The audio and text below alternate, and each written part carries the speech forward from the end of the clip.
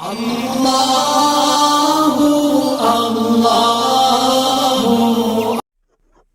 صلی اللہ علیہ وآلہ وسلم نزول قرآن کے وقت بہت سختی محسوس فرمایا کرتے تھے، اور اس کی علامتوں میں سے ایک یہ تھی کہ یاد کرنے کے لیے آپ اپنے ہونٹوں کو ہلاتے تھے۔ ابن عباس رضی اللہ عنہ نے کہا، میں اپنے ہونٹ ہلاتا ہوں جس طرح آپ ہلاتے تھے۔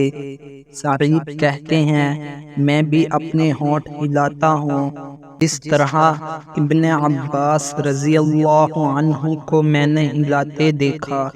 پھر انہوں نے اپنے ہونٹ ہلائے۔ ابن عباس رضی اللہ عنہ نے کہا، پھر یہ آیات اتری کہ اے محمد، قرآن کو جلد جلد یاد کرنے کے لیے اپنی زبان نہ ہلاؤ، اس کا جمع کر دینا اور پڑھا دینا ہمارا ذمہ ہے۔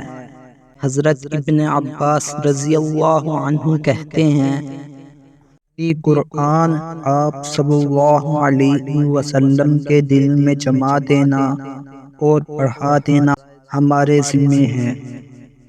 پھر جب ہم پڑھ چکیں تو اس پڑھے ہوئے کی اتباع کرو۔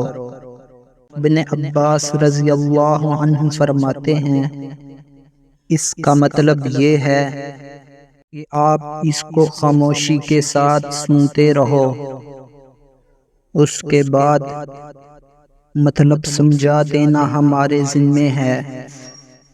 پھر یقیناً یہ ہماری ذمہ داری ہے کہ آپ اس کو پڑھو، یعنی اس کو محفوظ کر سکو۔ چنانچہ اس کے بعد جب آپ کے پاس حضرت جبرائیل علیہ السلام وحی لے کر آتے تو آپ توجہ سے سنتے۔ جب وہ چلے جاتے تو رسول اللہ صلی اللہ علیہ وسلم اس وحی کو اسی طرح پڑھتے جس طرح حضرت جبرائیل علیہ السلام نے اسے پڑھا تھا۔